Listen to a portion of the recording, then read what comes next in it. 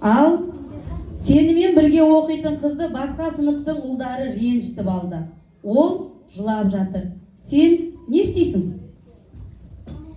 Мен оны жұбатып, апайға айтып, сол ренжіткен баланы енді кешірім сұратып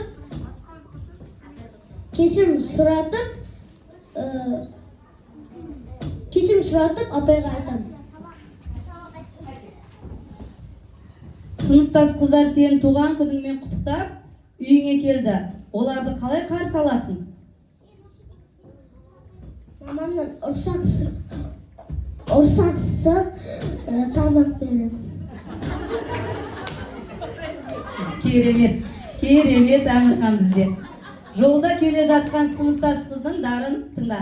Жолда келе жатқан сыныптас қыздың біреу құлап, аяғын жарақаттап алды. Сен не істейсің? Дәрігерге апарам. Дәрігерге апарасың ба, сосын не істейсің? Үйіне дейін шақырасың ба, жоқ тастап кетесің ба дәріханаға? Үйіне дейін апарам. Жарайсыңдар. Ал Саян енді тыңда. Сыныптас достарын бір қызбен бірге отыруға таласып жатыр. Төбелеске де жақын қалды. Сен не істейсің? Төбелесе бер дейсің ба? Жоқ. Достастырасамыз. Достастырасың ба? Тамаша, керемет Саян, жарайсың. Ал Ернар, тыңдаймыз.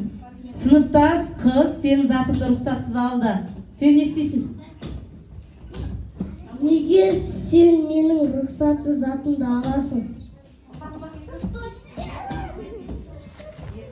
Екінші қайталамай. Жарайсың, керемет. Ал Нұрислам біздің кішкентайымыз. Саған анаң қызықты кітап сатып алып берді. Сыныптас қыздарға оқуға сұраса бересің ба? Сыныптас қыздар оқуға сұраса бересің бе? Иә.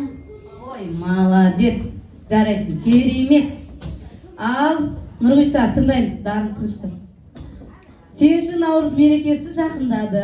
Сен сыныптас қыздарға қандай сыйлық бергің келеді? Гүл. Гүл бересің ба? Шоколад. Ой, тамаша. Жарайсыңдар балалар. Тамаша, білімдеріңді, ақылды, алғыр оқушы екендеріңді көрсеттіңдер.